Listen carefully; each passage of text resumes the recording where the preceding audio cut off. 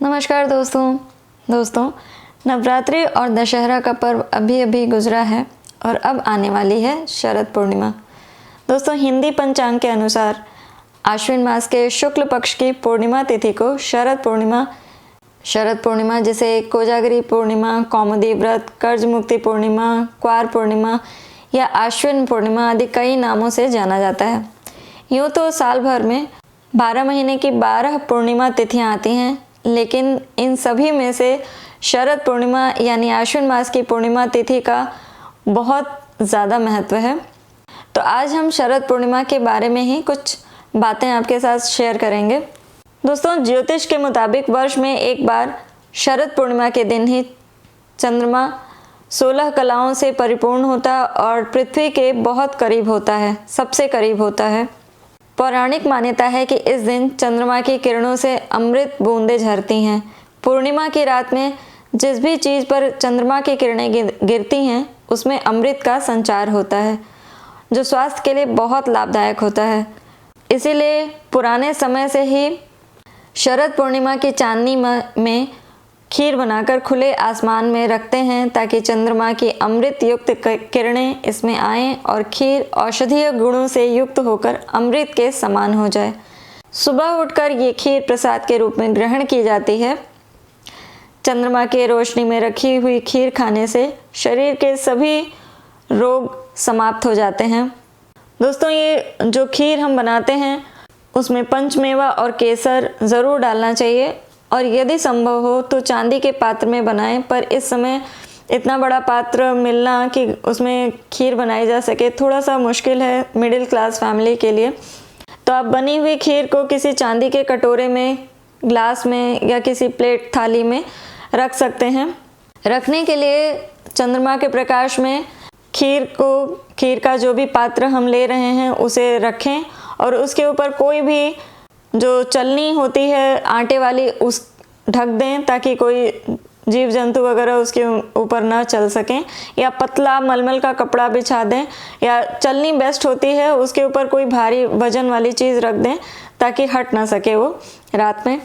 तो चांदी के में पात्र में रखने से जो खीर के गुण हैं वो और भी बढ़ जाते हैं। वैसे अगर चांदी का कोई बर्तन उपलब्ध नहीं है तो आप किसी में भी रख सकते हैं, लेकिन हम सब जानते हैं कि चांदी में प्रतिरोधकता बहुत अधिक होती है और इससे विषाणु दूर रहते हैं, तो ये खीर बहुत ही फायदेमंद हो जाती है।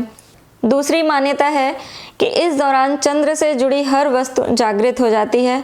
दूध भी चंद्र से जुड़ा होने के कारण अमृत समान बन जाता है, क्योंकि उसकी खीर बनाकर चंद्रमा के प्रकाश में हमने रखी है।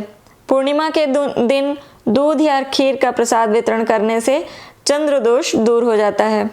शरद पूर्णिमा पर चंद्रमा पृथ्वी के बहुत करीब आ जाता है, जिस वजह से चंद्रमा की खूबसूरती और भी बढ़ जाती है और शरद पूर्णिमा के दिन से स्नान और व्रत आदि प्रारंभ हो जाते हैं।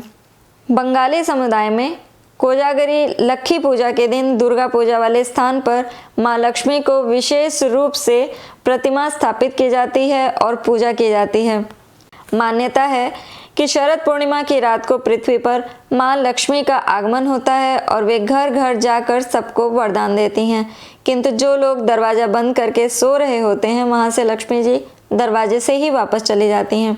तभी शास्त्रों में इस पूर्णिमा को कोजागर व्रत यानी कौन जाग रहा है व्रत भी कहते हैं।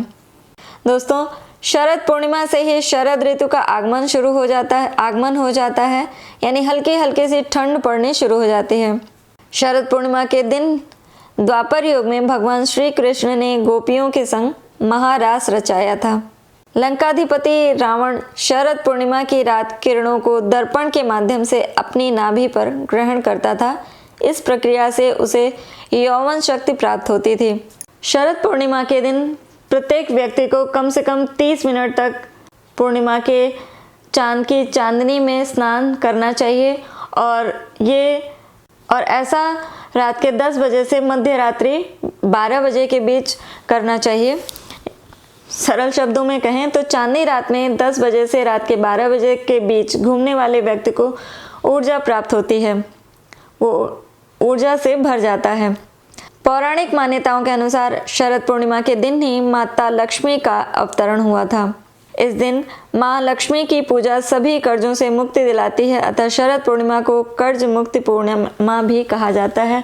और इसलिए दिवाली पर तो माँ लक्ष्मी की पूजा की ही जाती है, शरद पूर्णिमा के दिन भी माँ लक्ष्मी की पूजा की जाती है।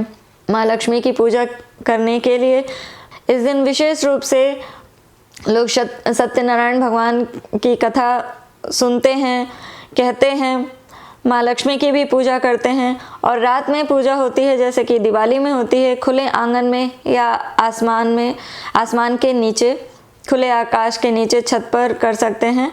भगवान श्री नारायण की लक्ष्मी जी के साथ पूजा होती है, सत्यनारायण भगवान की कथा कहते हैं और खीर का भोग लगाकर उसे पूर्णिमा के चांद के प्रकाश में रखा जाता है रात भर और सुबह उसका प्रसाद वितरण किया जाता है, खीर को। तो दोस्तों, शरद पूर्णिमा से जुड़ी हुई ये कुछ बातें आपको कैसी लगी? हो सकता है आप इनमें से बहुत सारी बातों से परिचित होंगे, कुछ आपके लिए नई भी होंगी। तो कैसी लगी हमें ज़रूर बताइएगा कमेंट द्वारा। वीडियो देखने के लिए धन्यवाद। नमस्कार।